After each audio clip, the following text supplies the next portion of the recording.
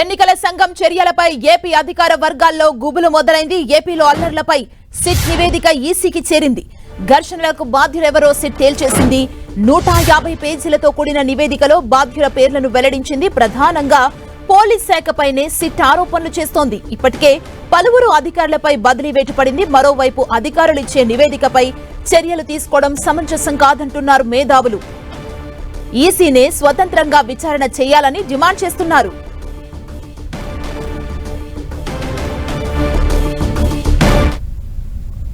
ఎన్నికల సంఘం చర్యలపై ఏపీ అధికార వర్గాల్లో ఒక టెన్షన్ మొదలైందని చెప్పాలి. ఇదే అంశానికి సంబంధించి మరింత సమాచారం మా ప్రతినిధి విజయ్ చంద్రన్ మనకు అందిస్తారు. విజయ్ చంద్రన్, ఆంధ్రప్రదేశ్లో ఎన్నికల సమయంలోనూ ఎన్నికల అనంతరం జరిగినటువంటి గొడవలు ఏవైతే ఉన్నాయో ఆ హింసకు సంబంధించినటువంటి వేసినటువంటి సిట్ తన నివేదికను ఎన్నికల కమిషన్కు నిన్న అందజేయడం జరిగింది. దాని మీద సర్వత్రా ఆసక్తికరమైనటువంటి చర్చ జరుగుతూ ఉంది. ఈ నివేదికలో ఉన్నటువంటి అంశాలు ఏవైతే ఉన్నాయో ప్రధానంగా పోలీసు యంత్రాంగం యొక్క వైఫల్యాలను ఎత్తి చూపుతూ ఈ నివేదికలో ఉంది. అంతేకాకుండా పోలీసు యంత్రాంగము అవినీతికి పాల్పడిందని, లేకుంటే ముఖ్య నేతలతో లోపాయకారి ఒప్పందం కుదుర్చుకుంది, అందువల్లే నిర్లక్ష్యంగాను వ్యవహరించడమే కారణము ఈ గొడవలన్నిటికీ కూడాను ఈ హింసకు చెలరేగడానికి అని చెప్పేసి తన నివేదికలో సిట్ స్పష్టం చేయడం జరిగింది. అంతేకాకుండా పలువురు పారిపోవడము, అజ్ఞాతంలోనికి వెళ్లిపోవడము, ఆ విషయం మీద కూడా సిట్ తన నివేదికలో స్పష్టం చేయడం జరిగింది. ఇవన్నీ చూస్తే పోలీస్ యంత్రాంగం యొక్క అలసత్వం ఏదైతే ఉందో అది స్పష్టంగా కనబడుతున్నటువంటి నేపథ్యం. పోలీస్ యంత్రాంగంలో ఉన్నటువంటి కొందరు ముఖ్య నేతలతో కుదుర్చుకున్నటువంటి ఒప్పందం కారణంగానే ఈ గొడవలు హింసకు ప్రధాన కారణమని చెప్పేసి సిట్ నివేదికలో పేర్కొన్న నేపథ్యంలో పోలీసు యంత్రాంగంలో పెరిగినటువంటి ఆందోళన మొదలైందని చెప్పొచ్చు. ప్రధానంగా ఏ ప్రాంతంలో హింస జరిగిందో ఆ ప్రాంతాల్లో పనిచేసినటువంటి పోలీసు కింది స్థాయి నుంచి పై స్థాయి వరకు పోలీసు అధికారుల మీద చర్య తప్పవనేటువంటి ఒక అభిప్రాయం సర్వత్రా వ్యక్తమవుతోంది.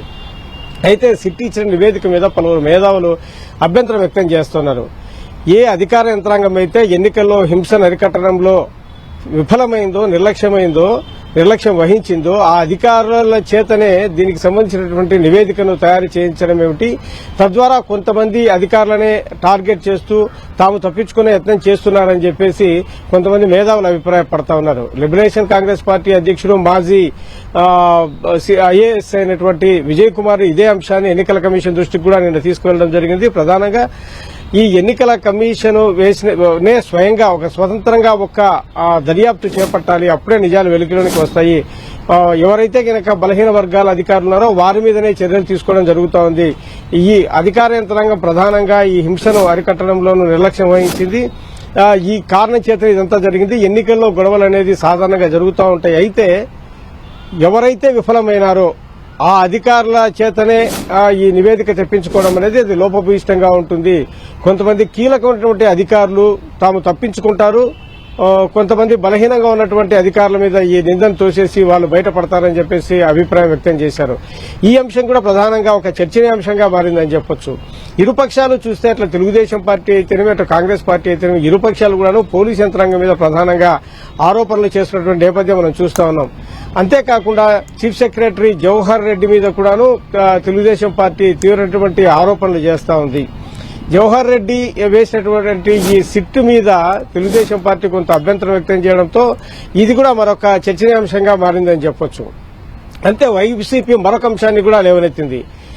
బీజేపీ అధ్యక్షురాలైనటువంటి పురంధేశ్వరి ఎవరైతే గనక ఎక్కడెక్కడైతే గనక అధికారులను మార్చాలా అని చెప్పేసి ఆమె ఎన్నికల కమిషన్ కు ఒక జాబితా పంపిందో ఆ ప్రాంతాల్లో అధికారులను మార్చడం వల్లనే ఈ గొడవలు హింసలు చెలరేగింది.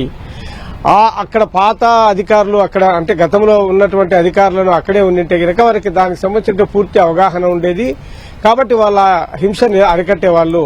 అయితే కొత్తగా వచ్చినటువంటి అధికార యంత్రాంగము బాధ్యతలు తీసుకున్న 2-3 రోజులకి ఎన్నికలు జరిగిన నేపథ్యంలో ఈ హింసను అరికట్టలేకపోయారు.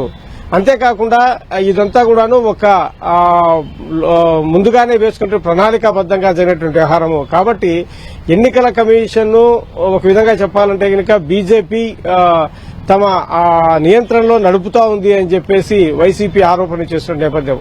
ఈ నేపథ్యంలో ఈ సిట్ ఇచ్చినటువంటి నివేదిక మీద కూడాను సర్వత్రా ఆరోపణలు వెలువెత్తుతా ఉన్నాయి. తీసుకునే చర్యలు ఏ విధంగా ఉంటాయి, ఎవరెవరి మీద చర్యలు తీసుకుంటారనేది మటుకు ఒక చర్చనీయాంశంగా మారిందని చెప్పొచ్చు. Thank you Vijay Chandran.